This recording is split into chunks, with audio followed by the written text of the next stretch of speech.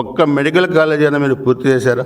కేంద్ర ప్రభుత్వం నుంచి వచ్చిన నిధులు కూడా మీరు ఖర్చు చేశారా? మీరు ఈ రోజు చంద్రబాబు నాయుడు గారి ప్రభుత్వం పీపీపీ విధానాల్లో పూర్తి చేస్తుంటే గగ్గోలు పెడుతున్నారు. ప్రైవేటులకు ఇస్తున్నారంటే రంగులు వేయడానికి, భవనాలకు రంగులు వేయడానికి, మీ ఆఫీసులు రంగులు వేసుకోవడానికి, సరికి మీ మొహాలకు రంగులు వేసుకోవడానికి 3,000 కోట్లు ఖర్చు పెట్టారు. తర్వాత సర్వే రాళ్ళ మీద మీ ఫోటోలు వేసుకోవడానికి 1,000 కోట్లు ఖర్చు పెట్టారు. దాని తర్వాత మీ సలహాదారులు, మీ సాక్షి పత్రిక, వాటికి 2,000 కోట్లు ఖర్చు పెట్టారు. పర్యావరణాన్ని కూడా లెక్క చేయకుండా ఋషికొండలో నీ ఇంద్రభవనం కట్టుకోవడానికి 500 కోట్లు ఖర్చు పెట్టారు. ఇలా ఎన్ని వేల కోట్లు ప్రజాధనాన్ని వృధా చేసే బదులు ఈ మెడికల్ కాలేజీని కట్టిండొచ్చుగా మిస్టర్ జగన్మోహన్ రెడ్డి అని అడుగుతున్నాను. జగన్మోహన్ రెడ్డి ఆ రోజు అధికారంలో ఉన్నప్పుడు. ఈరోజు గగ్గులు పెట్టాలి, కోటి సంతకాల సేకరణ ఎందుకు?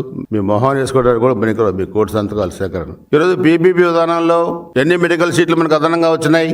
220 పైగా మెడికల్ సీట్లు మనకు అదనంగా వచ్చినాయి. దాంట్లో దాదాపు 120-130 సీట్లు పేద విద్యార్థులకి ఉపయోగపడుతున్నాయి.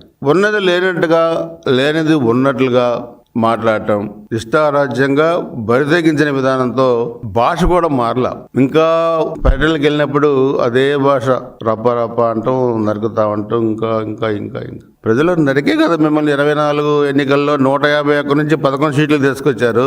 మీరు ఆ నరికిన తర్వాత కూడా ప్రజలు ఇంకా మీలో మార్పు రాలేదంటే మీకు ఆ 11 సీట్లు కూడా వచ్చే ఎన్నికల్లో రాకూడదు అనేది ఈరోజు స్పష్టంగా కూడా అర్థమవుతా ఉంది.